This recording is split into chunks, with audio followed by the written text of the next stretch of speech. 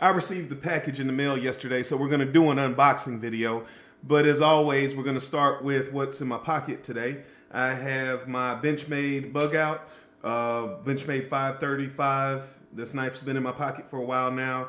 Really enjoying it. Put a 400 grit, 15 degree on each side, 30 degree inclusive edge on here.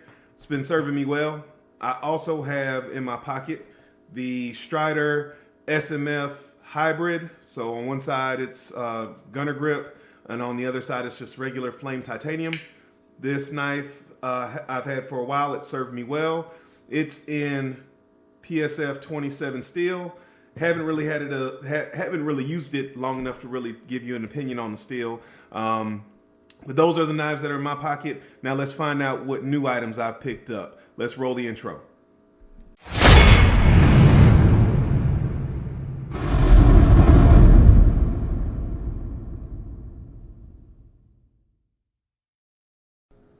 All right, it's time to look at knife number 2 that I picked up on Friday afternoon out of my mailbox.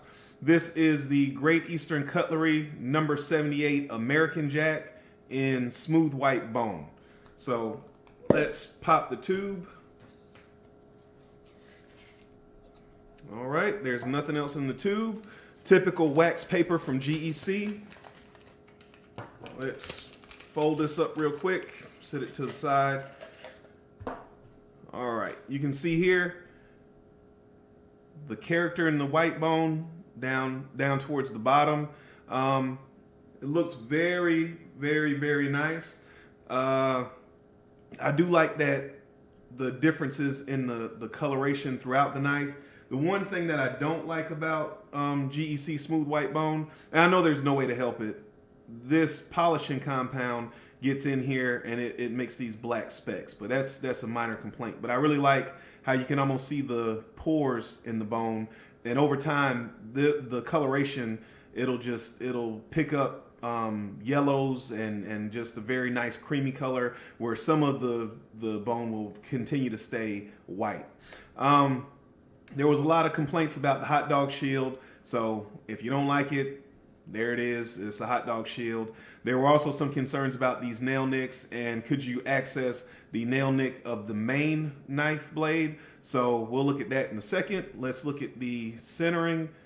You can see here both of the knives are centered as far as I can tell. So centering is good on both knife blades. The transitions, there's a little catch there, pretty good there, little catch there, little catch there. These are pretty smooth down towards the end cap.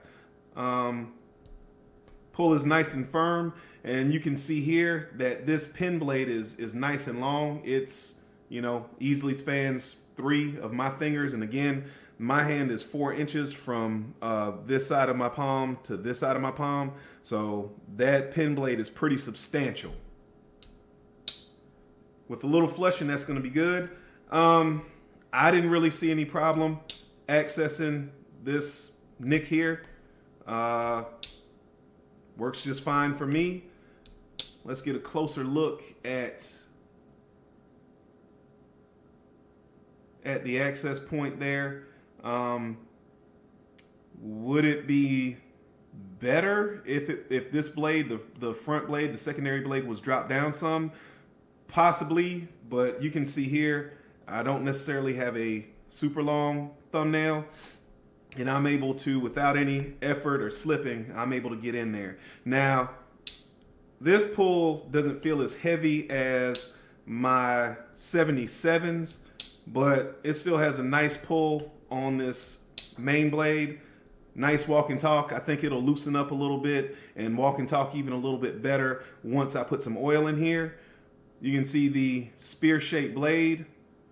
It has a satin finish, which I think you can pick up through the oil. I don't have a cloth with me, so I can't really wipe it.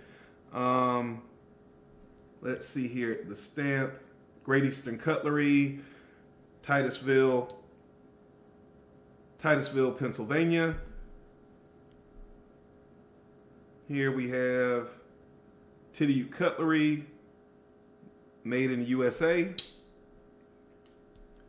Here we have the model number, which is 78, which is the pattern, 2, which is the number of blades, 2, which is the style of main blade, which is spear, and 17, which is the year.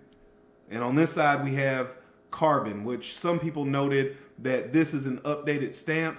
They, on the 81 run, they went over to CKC, which stands for Carbon Keeps Cutting, and there were some complaints or concern or mention on Blade Forum as to how people didn't like that designation. So it appears as though GEC switched the stamp to carbon. So it'll be interesting to see if that CKC Tang stamp pops up again, because if not, then that means those 81s that ran would be the only knives with that stamp. So if you're a collector, that would be a pretty rare thing. Overall, this knife is exactly what I was expecting. Very nice fit and finish. The blades are a little bit lazy, but I haven't flushed the pivot, and you can see here there's some gunk already coming out. So need to flush the pivots as usual. I like the coloration in the bone. There's limited black speckling from that polishing compound. Just all in all, just a great knife. Not too heavy, good size in the hand. It's 3.75 inches long. Just a great knife. I have a few more coming after this one, so I don't know if I'll do a standalone walkthrough of the knife. I might just show off the covers and do a follow-up video on all of them once I get them in. So you'll have to stay tuned for that. I appreciate you guys watching, and I hope to catch you in the next video.